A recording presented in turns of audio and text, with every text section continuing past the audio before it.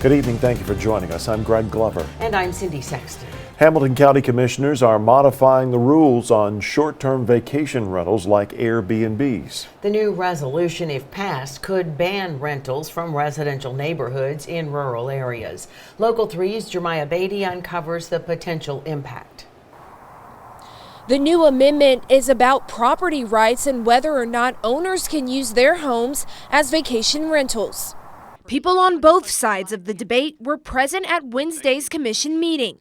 It was their last chance to make their opinions known about short-term vacation rentals in their neighborhoods. We don't know who's going to be next door today. We don't know if it's going to have 5 cars, 10 cars. We don't know if they're partying till 2 a.m. tonight on a Wednesday because they're. But Richard Gallberg sees them as a bonus. He owns an Airbnb and says it's part of his retirement plan. He says his property has had more than 1,000 stays and has not had a single complaint. You're not just hurting us, you're also hurting the people that come to our state and our community and spend their money and visit our sites and decide whether they want to make this a part of their community or not. Brian Schultz with the Regional Planning Agency explained state laws. So short-term rentals are sort of a new thing that's come about in the past several years. He says from 2018 to 2023, state law deemed a short-term vacation rental as a dwelling rented for fewer than 30 continuous days.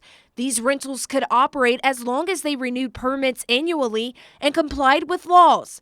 If a violation occurred 3 or more times, like a disturbance or police response, a permit would be revoked. He says dwellings identified as condos, co-ops, or homes in a neighborhood association could have more restrictions.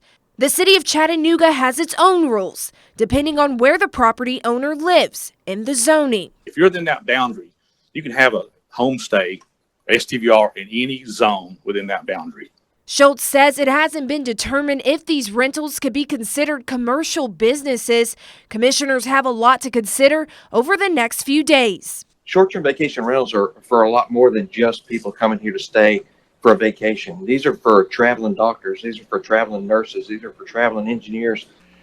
They're not worried about the people that worked hard to build a home, to have a home, to live in peace, and all of a sudden they're uproared every weekend with different neighbors to come and have fun. Those debating the measure want commissioners to weigh the facts. Commissioners won't vote on the measure until next week. For now, I'm Jeremiah Beatty, Local 3 News.